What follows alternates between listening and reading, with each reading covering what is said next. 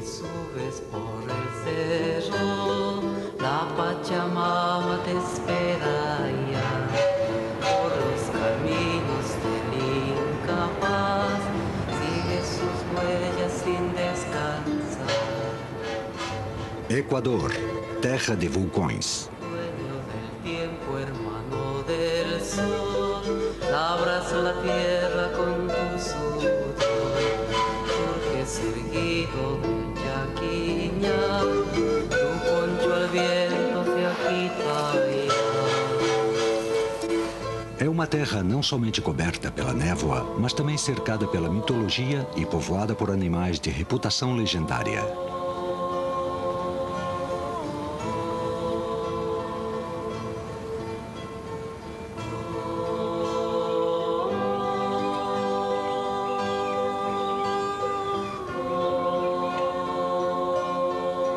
Este é o território dos deuses, reverenciados pelos povos antigos, cujos descendentes ainda trabalham à sombra dos vulcões.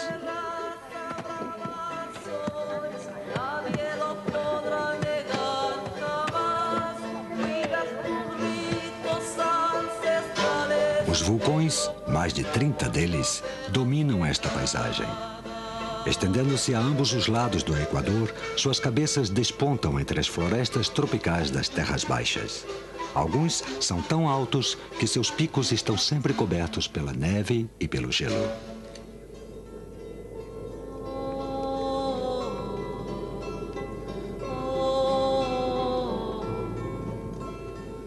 No norte do Equador, os Andes se dividem em duas cordilheiras paralelas ao longo das quais erguem-se grandes vulcões que formam um corredor chamado Avenida dos Vulcões.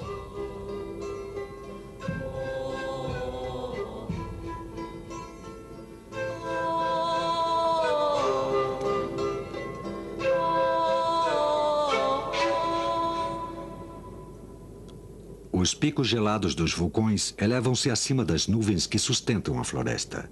Esta cobre as encostas mais baixas com uma vegetação luxuriante, formando a moradia preferida das criaturas mais singulares da América do Sul.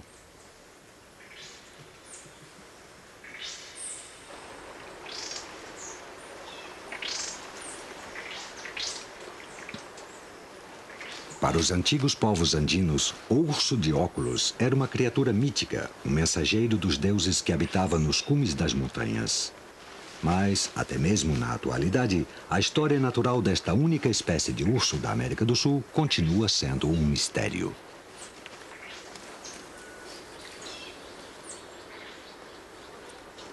A emaranhada vegetação destas encostas acolhe a uma das comunidades de pássaros mais ricas do mundo.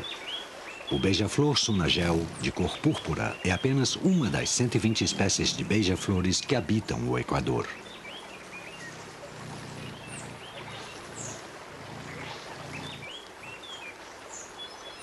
Os rios que descem das montanhas escavam avenidas através da floresta. Estas águas turbulentas não são o lugar apropriado para qualquer fauna aquática. Os patos de correntezas estão bem adaptados para nadar contra as mais fortes correntes, tanto por cima como por baixo da superfície. Estes patos especializados passam suas vidas ao longo de uma pequena extensão do rio de cerca de 1 ou 2 quilômetros. Ao contrário do urso de óculos, que percorre vastas áreas de floresta sob as nuvens em busca de alimento.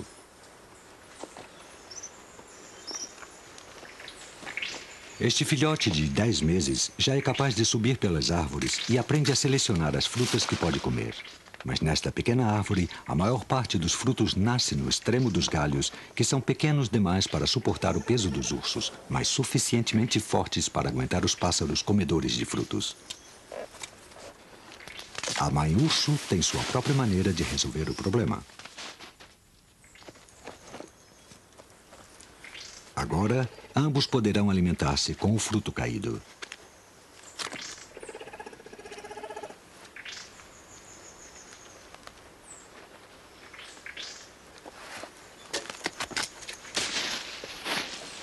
Este comportamento parece prejudicial à árvore, mas como os ursos se alimentam de uma ampla variedade de árvores, esta terá a oportunidade de recuperar-se.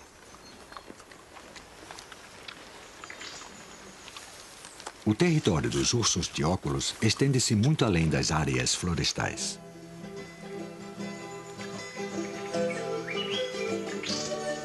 Aqui, sobre o platô andino, a cerca de 3.000 metros, as árvores capitularam ante o rigor da altitude e, em seu lugar, crescem bromeliáceas gigantes conhecidas como puyas.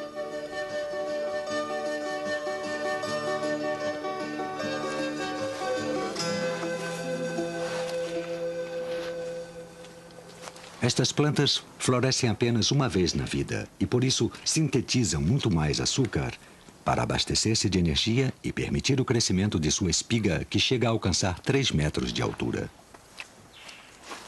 A concentração de açúcar faz com que as suas flores em desenvolvimento sejam irresistíveis para o paladar do urso.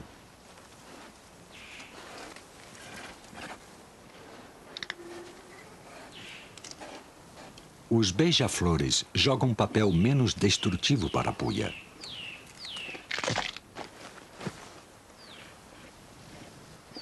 O raio de sol brilhante fecunda com pólen as flores que escapam à atenção do urso.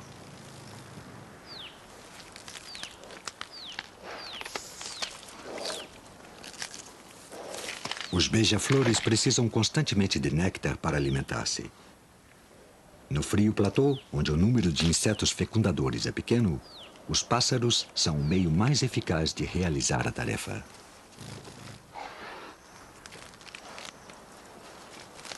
As flores polinizadas produzirão sementes em breve, o que assegura um contínuo abastecimento para pássaros e ursos, embora não com este. Estes altos platôs são o habitat de outro animal de mítica reputação.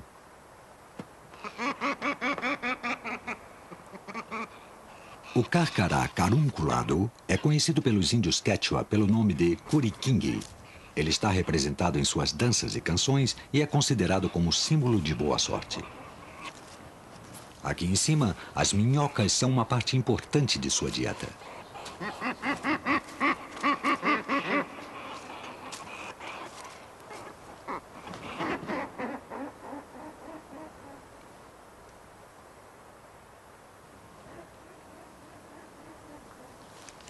O deslocamento extensivo do urso de óculos pode ser o responsável por seu papel legendário como mensageiro dos deuses. Seu território abrange desde as cálidas selvas dos contrafortes andinos até os altos platôs, quase na zona das neves eternas. Aqui é o reino do condor andino, o maior pássaro voador da América do Sul.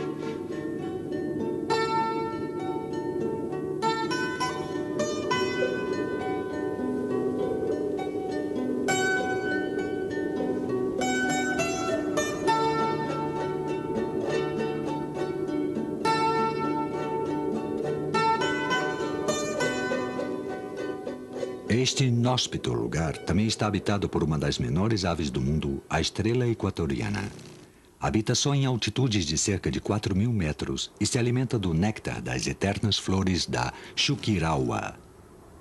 Os beija-flores estão aqui em seus limites físicos. O enorme esforço que significa planar neste ar frio obriga esta espécie a quase abandonar seu hábito. As estrelas equatorianas precisam de lugares abrigados para reproduzir-se, protegendo-se assim dos ventos gelados e das frequentes tempestades de granizo. As fêmeas são responsáveis pela construção dos ninhos.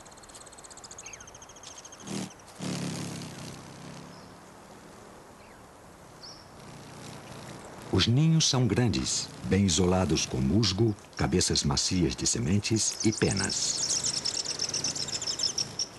Esta cavidade pouco profunda é ideal para ninhar, mas estes lugares são escassos e este, em particular, será compartilhado por 6 ou 7 fêmeas. A construção do ninho é uma tarefa lenta, porque as fêmeas têm que realizar frequentes paradas para alimentar-se e recobrar assim as energias. Enquanto algumas trabalham muito para construir seus próprios ninhos, outras conservam suas energias. Durante a ausência da dona deste ninho, uma vizinha aproveita para roubar o seu conteúdo.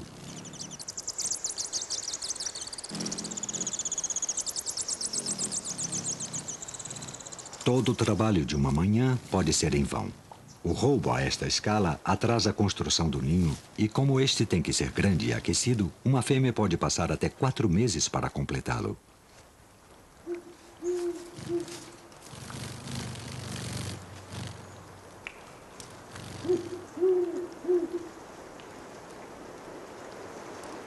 Uma coruja grande não tem problemas como este.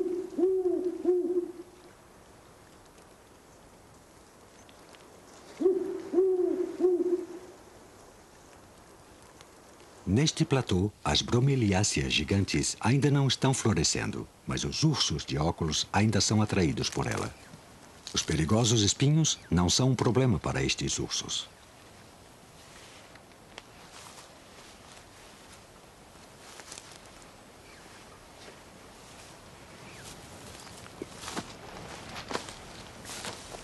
Mas há outro mamífero contra quem estas defesas são totalmente eficazes.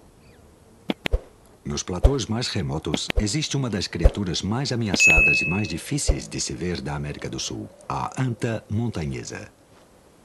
Este animal é menor que seu correspondente das planícies e sua pele grossa, que o protege contra as neves da montanha, é responsável por seu outro nome, anta lanuda.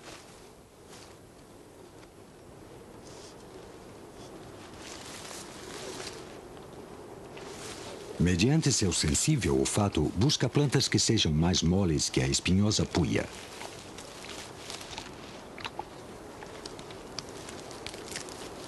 Infelizmente, como algumas partes da anta são consideradas de valor medicinal, muitas morrem nas mãos dos caçadores. Por isso, só podem sobreviver nas regiões mais remotas e inacessíveis da Avenida dos Vulcões.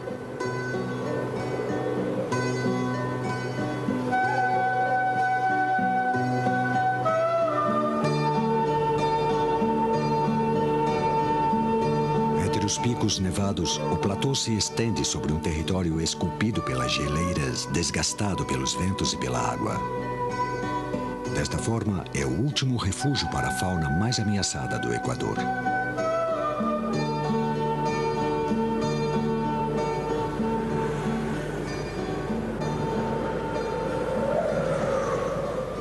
Os remotos lagos, alguns situados nos restos antigos de crateras vulcânicas, são com frequência um foco de grande atividade.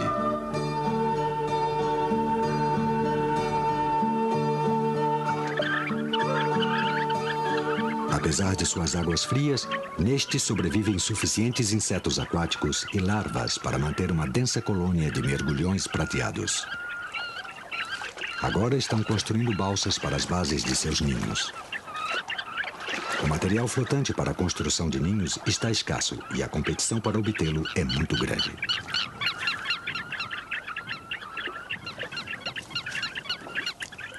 Todos os casais devem defender seus ninhos dos vizinhos invasores que tratam de roubar-lhes. Se roubam demasiado material, o ninho afunda. O ninho flutuante forma uma plataforma para acasalamento e também mantém os ovos acima da linha de água. A vegetação pútrida também gera calor e ajuda a manter os ovos aquecidos.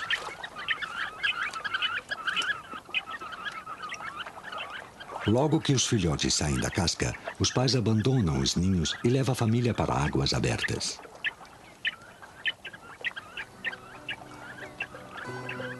Próximo ao ponto mais alto do Equador, o clima condiciona o tipo de vegetação.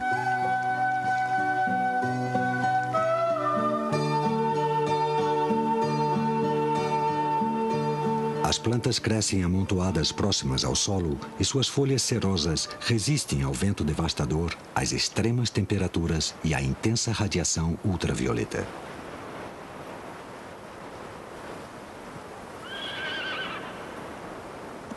No entanto, a vegetação é facilmente danificada pelas ovelhas e pelo gado, estranhos introduzidos ao platô. Em grande parte, estes substituíram as lhamas e alpacas, espécies pouco daninhas para as plantas autóctones.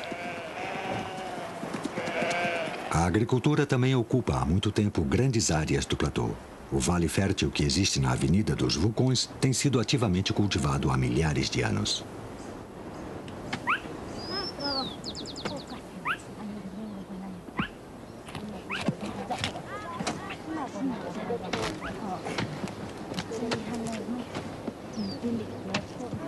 Toda a família se reúne para a colheita do quino, um grão parecido com o milho, cheio de proteínas e utilizado principalmente nas sopas.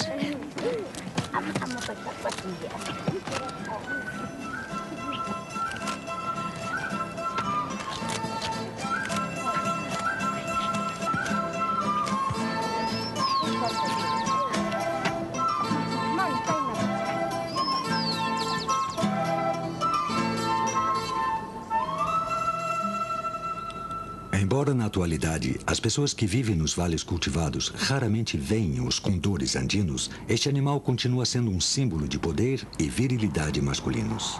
Mas isto não garante sua sobrevivência.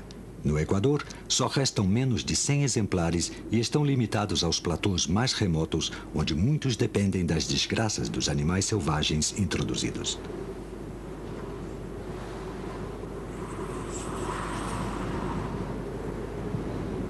O condor se reproduz lentamente e necessita 8 anos para alcançar a idade adulta e desenvolver a chamativa plumagem negra e branca.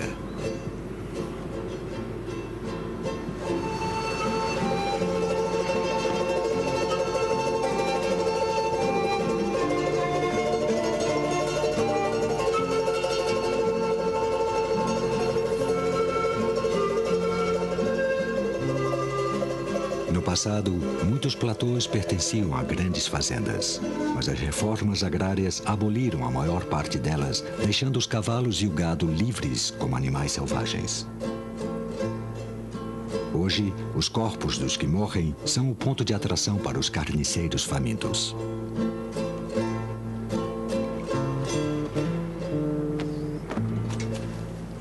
Um cavalo morto atrai a outros carniceiros antes da chegada do condor.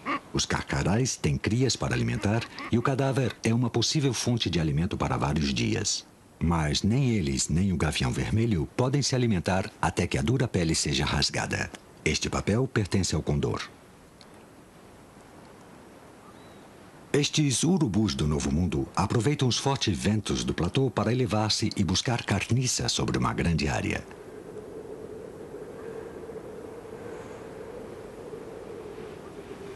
Não possuem grande olfato, mas localizam os cadáveres graças à sua excelente visão.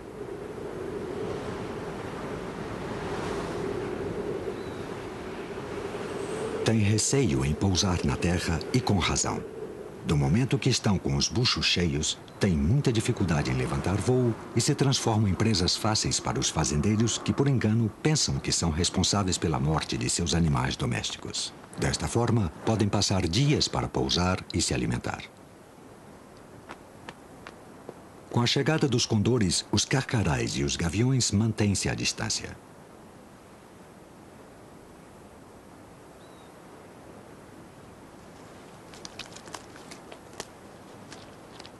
Até mesmo os condores jovens têm que esperar até que os adultos tenham saciado a fome.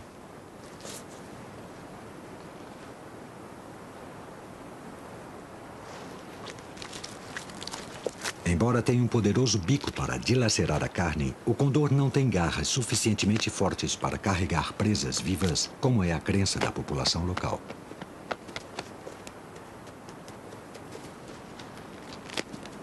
O condor se retira diante da presença da raposa do platô.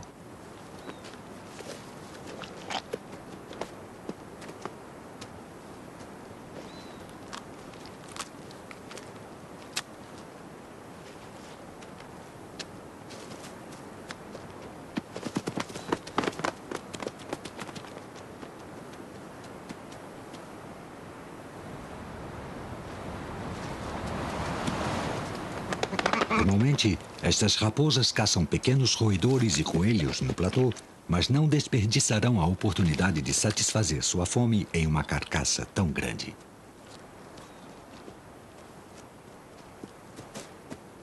Uma porção de fígado é suficiente por enquanto, mas a raposa, como o condor, arde para comer mais.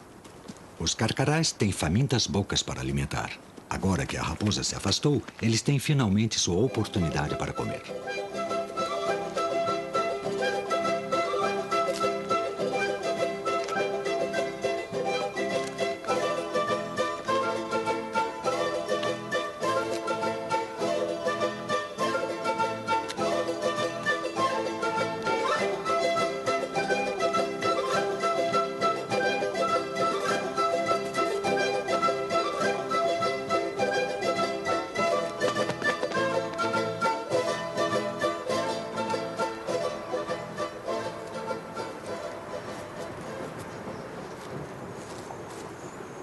Um dos filhotes de carcará foi empurrado para fora do ninho e ficou preso entre os galhos, sem ter as forças necessárias para voltar ao ninho.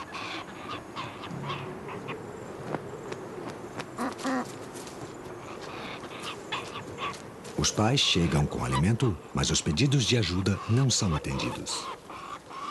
Embora a situação seja desesperada, os pais ignoram sua situação. Por instinto, eles só reconhecem o seu filhote quando este se encontra dentro do ninho. Uma descoberta interessante de como funciona o cérebro de uma ave.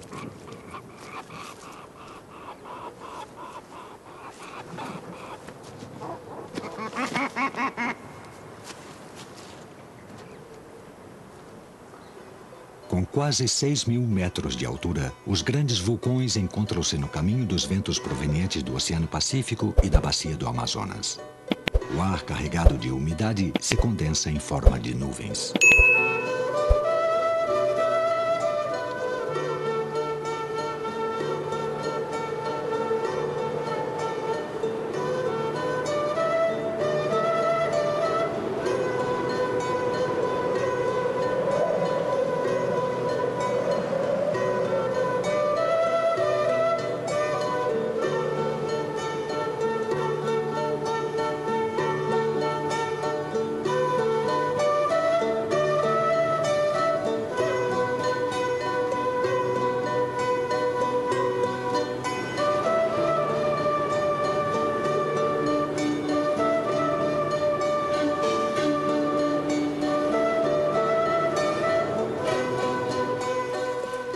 O urso de óculos é um assíduo visitante destes altiplanos. Seu pelo espesso oferece uma boa proteção contra as condições frias e úmidas.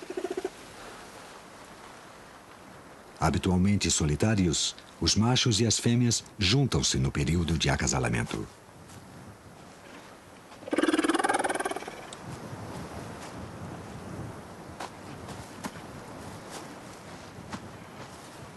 O macho é muito maior que a fêmea. A diferença em tamanho é responsável pela crença da população local de que há duas espécies de ursos nos Andes. Esta fêmea está no cio, mas não se mostra muito receptiva aos avanços do macho.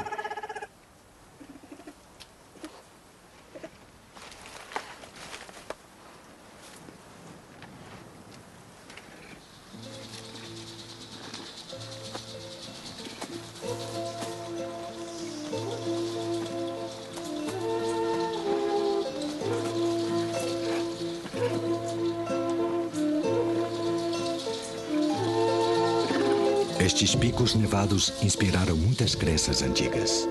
Os ameríndios lhes dotaram de gênero e personalidade, e muitos de seus cumes são suficientemente imponentes para ser a morada de seus deuses.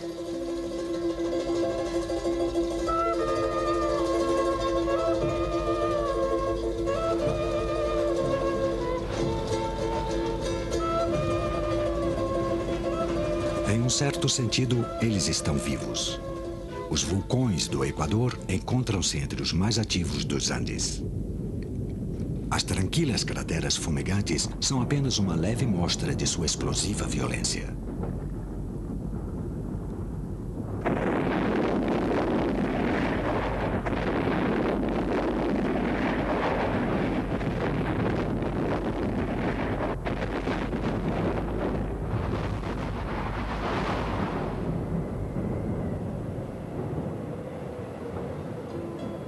O Monte Chimborazo é o mais alto do Equador.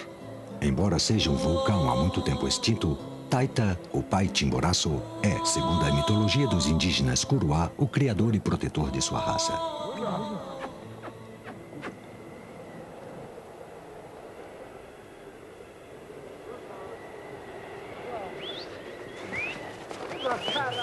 Criada nos platôs mais altos do Chimborazo, esta gente resistente é capaz de enfrentar o frio sem nenhuma roupa especial. Seu propósito, ao visitar este lugar, é recolher gelo.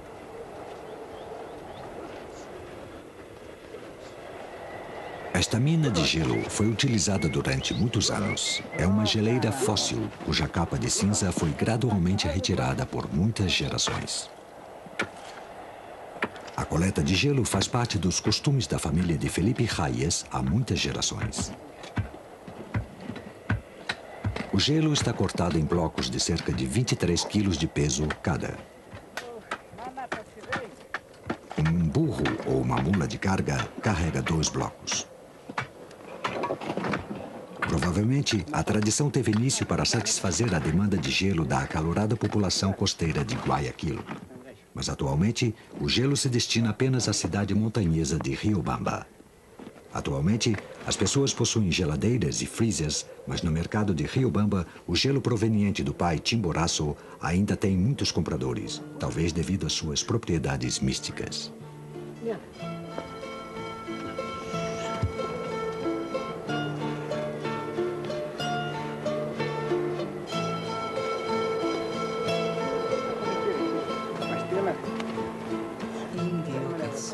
Depois de um duro dia de trabalho, Felipe e seus amigos voltam para seu povoado, deixando a região dos deuses dos Andes para as alongadas sombras de poeira.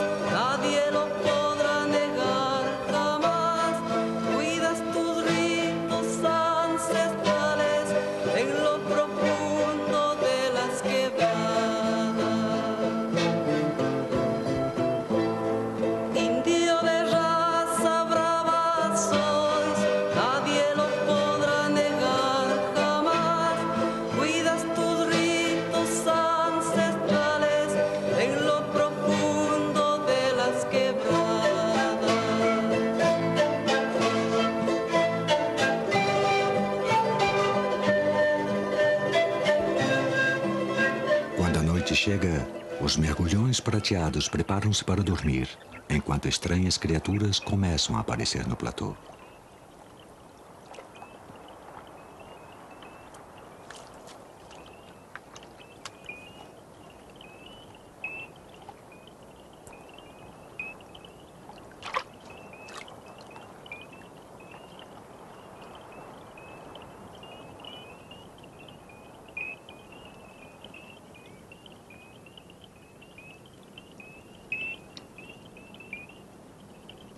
O Peripatus é uma criatura misteriosa. Antigamente pensava-se que era uma espécie de molusco, mas hoje se considera parte minhoca e parte inseto. É verdade que tem um corpo mole como as minhocas, mas suas pequenas patas, cada uma possuindo um par de unhas quitinosas, traz seu vínculo com os artrópodos, um grupo que inclui crustáceos e insetos.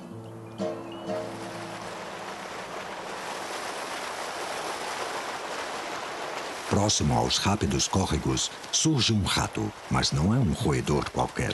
Seus olhos e suas pequenas orelhas externas, seus dedos orlados e sua pele hidrófuga aveludada o equipam para uma existência aquática, pois é um rato pescador.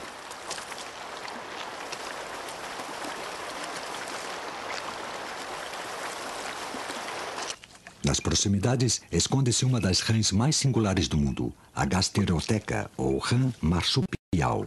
Deposita suas crias em lagoas pouco profundas. A rã transporta seus ovos em uma bolsa sobre as costas, mas agora que os filhotes são bastante grandes, já podem sobreviver por si próprios. A água fria penetra na bolsa da fêmea e estimula os filhotes que saem da bolsa ajudados pela mãe.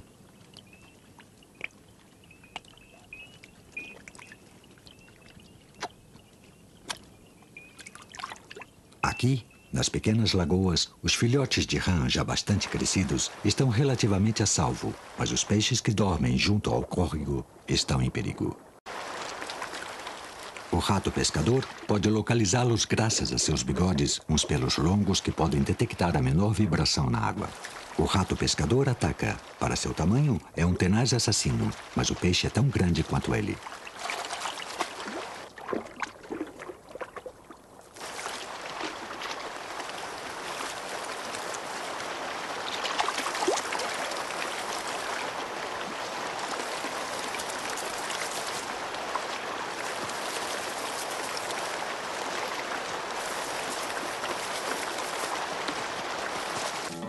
As maneiras à mesa do Peripatus são muito peculiares. Uma barata foi imobilizada mediante um jato de um potente líquido aderente produzido pelos rins do Peripatus. Usando suas pontiagudas mandíbulas, o Peripatus morde repetidamente e arranca um pedaço mole do corpo de sua vítima, injetando-lhe uma potente saliva que mata a barata e transforma sua carne em uma sopa facilmente digestiva.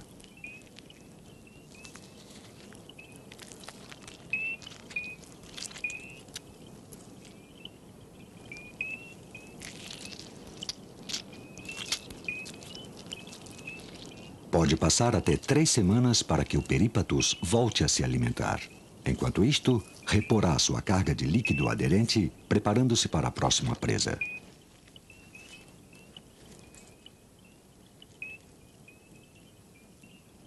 No entanto, o rato pescador precisa comer várias vezes à noite. Sem o calor do sol, a temperatura no platô cai dramaticamente. Bem antes do amanhecer, uma capa de gelo formou-se sobre a vegetação.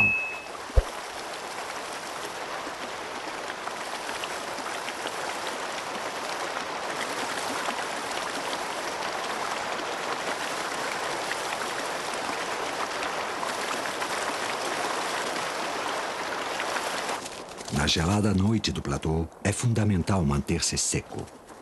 Como qualquer mamífero aquático, o rato pescador passa muito tempo preparando sua pele para fazê-la à prova de água.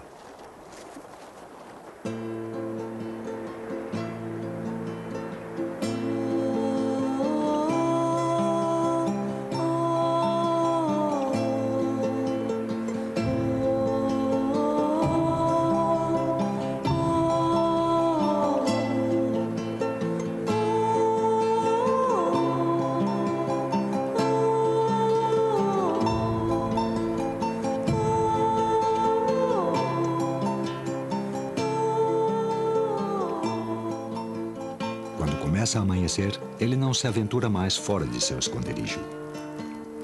Quando o gelo começa a derreter, uma tragédia vem à tona. O filhote de carcará preso na árvore não recebeu nenhum alimento de seus pais e foi incapaz de sobreviver à geada da noite.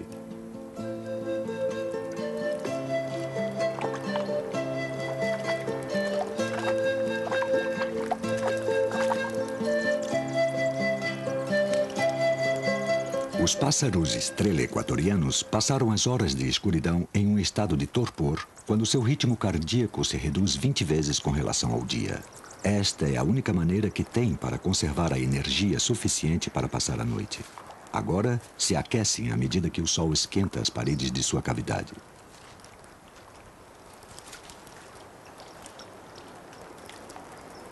Em seguida, chega a hora do banho e de se preparar para as frenéticas atividades alimentares do dia. O calor do sol também condiciona a vida dos condores, que esperam correntes ascendentes antes de abandonar seus galhos. Com filhotes para alimentar, as estrelas equatorianas correm de flor em flor, acumulando suprimentos de néctar.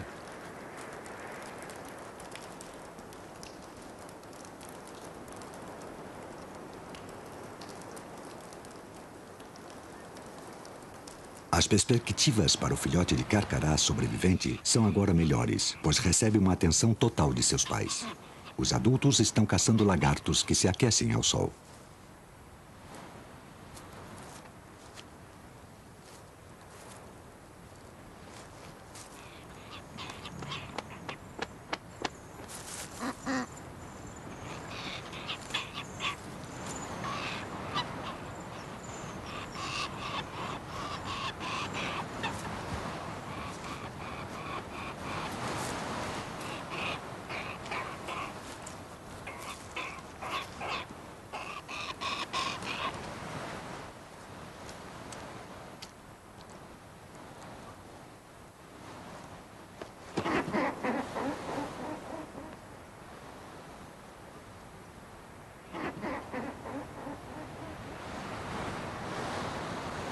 A água derretida das geleiras inicia uma viagem através das florestas cobertas de nuvens, algumas das florestas mais molhadas da Terra, transformando-se em cachoeiras e córregos torrenciais.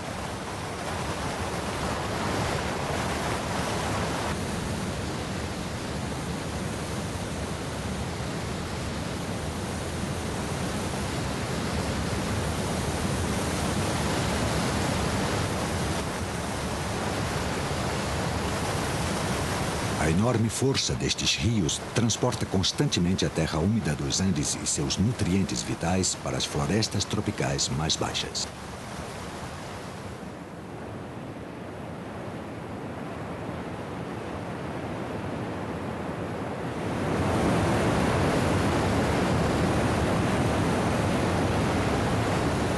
Estas poderosas águas podem causar problemas até mesmo para os habitantes mais experientes.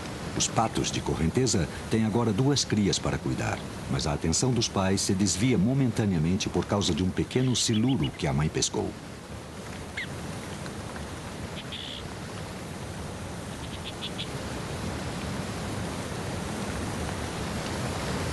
Embora os filhotes sejam exímios nadadores desde o dia que nasceram, os pequenos patos preferem alimentar-se em zonas mais tranquilas. Como os adultos, estes têm bicos estreitos e flexíveis que lhes permitem pegar insetos e crustáceos nas gretas submergidas. No entanto, a força dos rios é tal que a corrente é capaz de arrastar os filhotes. Por isso, os pais mantêm-se constantemente alertas e preparados para resgatá-los em caso de necessidade.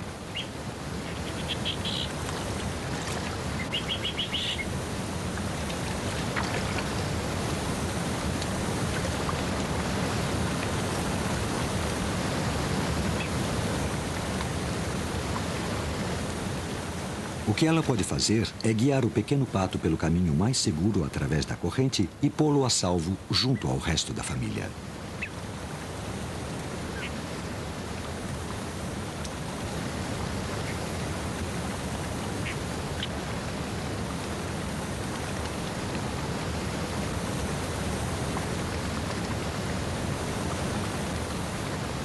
Muitos destes rios de rápida correnteza descem pelos vales cheios de precipícios, formando assim as únicas passagens naturais através da densa floresta coberta de nuvens, na qual a umidade constante e o clima temperado mantêm uma vegetação emaranhada e impenetrável.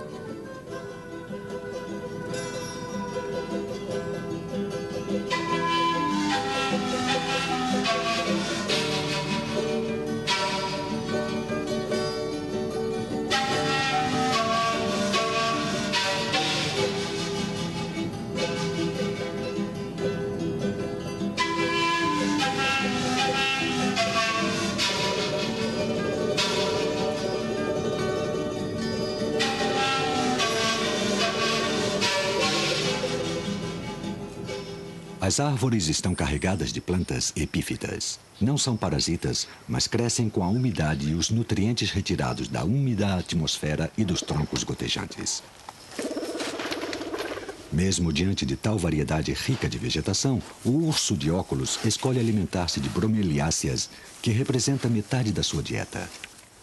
Suas folhas são tão duras e indigestas que só são comidas por um pequeno número de animais, mas o urso de óculos é um especialista na matéria. O filhote tem 4 meses. Brincalhão e travesso, explora a floresta que o verá crescer e eventualmente terá que sobreviver sozinho.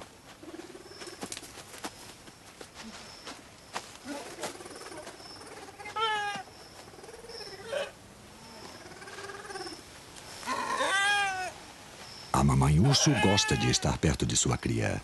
Por isto, ela não sobe a uma altura muito grande.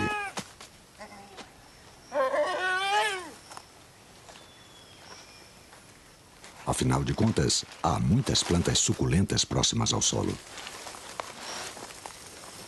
As partes brancas das folhas que estão no centro da bromeliácea são as preferidas dos ursos.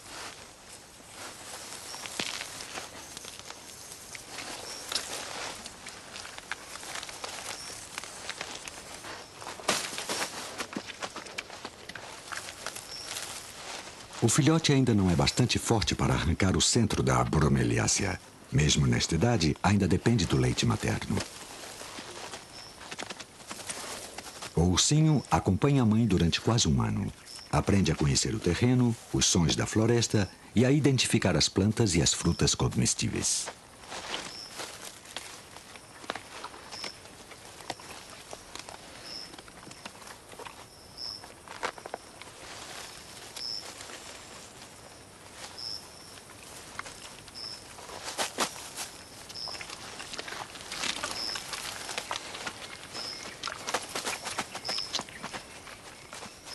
A cria observa a mãe de perto, mas nas árvores úmidas e resvaladiças, nem mesmo ela pode dar um bom exemplo.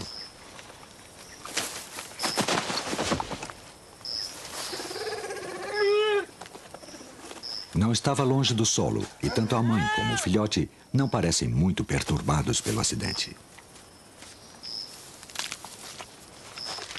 O urso de óculos comparte a floresta com uma das aves mais extraordinárias da América do Sul. Um pássaro que, na maioria das vezes, se ouve, mas não se vê.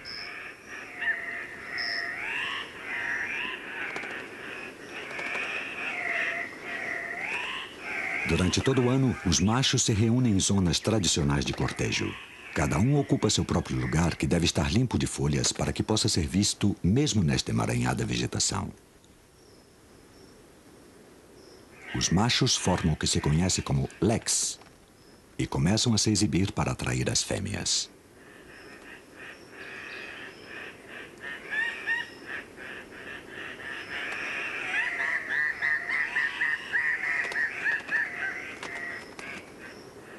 Os machos executam sua extasiante dança aos pares.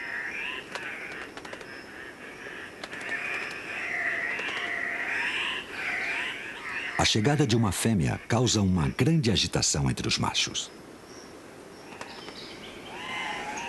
Esta é de cor marrom cinza, o que a protegerá nos úmidos lugares sombreados onde fará seu ninho. Os machos podem se permitir serem mais chamativos, já que não participam da criação dos filhotes.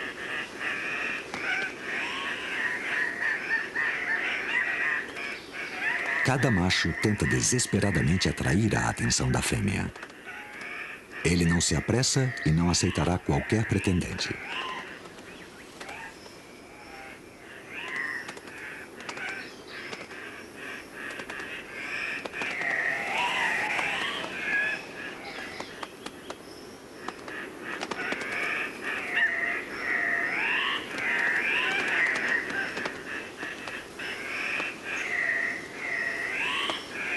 Até 14 machos podem chegar a competir pelo favor das fêmeas, mas um só dentre eles monopoliza a maioria dos acasalamentos.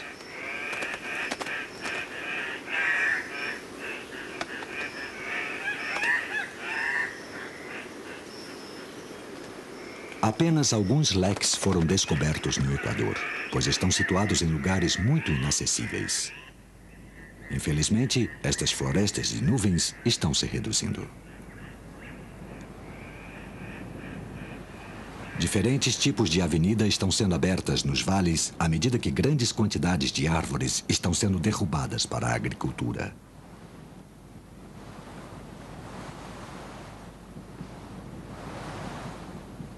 O milho é um dos mais antigos tipos de cultivo dos Andes e é muito apreciado. Durante milhares de anos foi a dieta básica, especialmente para os pobres. Para o urso de óculos, uma espiga de milho é um irresistível presente dos deuses. Mas é arriscado roubar comida alheia.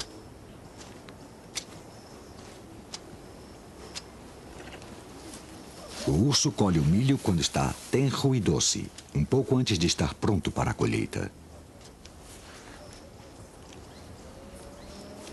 O apetite do urso é tão grande que ele pode devorar toda uma plantação em apenas poucos dias. Entretanto, sua reputação como mensageiro dos deuses não lhe protegerá dos disparos. Na verdade, como o urso de óculos é tido como possuidor de poderes mágicos, sua gordura e várias partes de seu corpo são altamente valorizadas devido às suas propriedades terapêuticas imaginárias.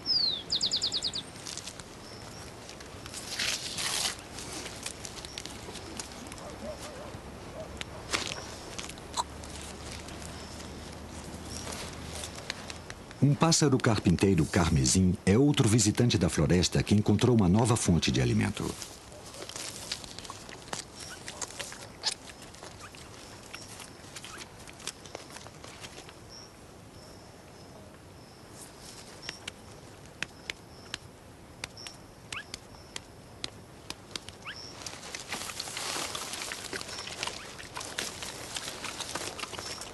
Durante sua vida, de uns 50 anos, este condor talvez veja o desaparecimento de zonas virgens do platô e da floresta enquanto voa sobre uma terra cada vez mais habitada e cultivada.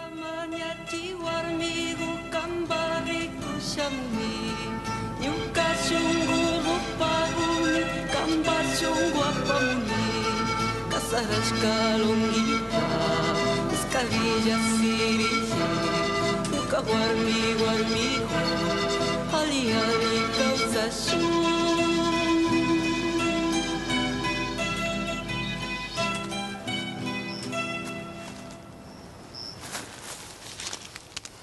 No Equador, ainda existem áreas virgens, mas a agricultura penetra cada vez mais no reino do urso de óculos, o que aumenta os conflitos com os colonizadores.